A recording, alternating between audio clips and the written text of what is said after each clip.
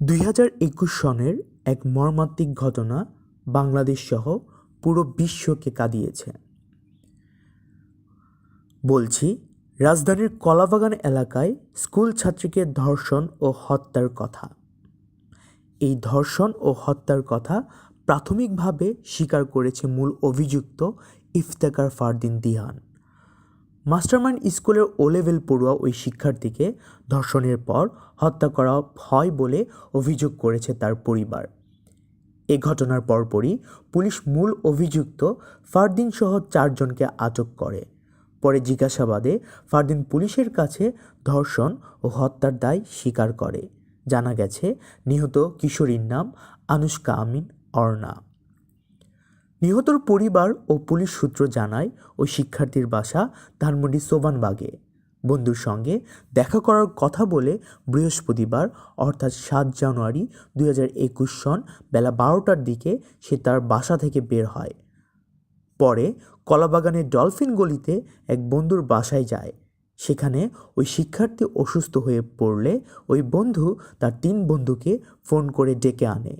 পরে তারা অসুস্থ শিক্ষার্থীকে চিকিৎসার জন্য মডার্ন আনোয়ার খান মেডিকেল কলেজ হাসপাতালে নিয়ে যায়। সেখানে চিকিৎসাধীন অবস্থায় কর্তব্যরত চিকিৎসক বিকেলে তাকে মৃত ঘোষণা করেন।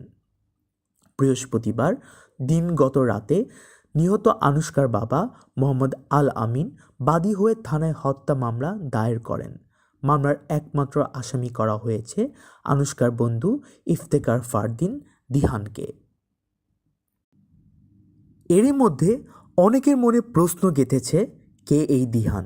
সেই উত্তর জানব এখন।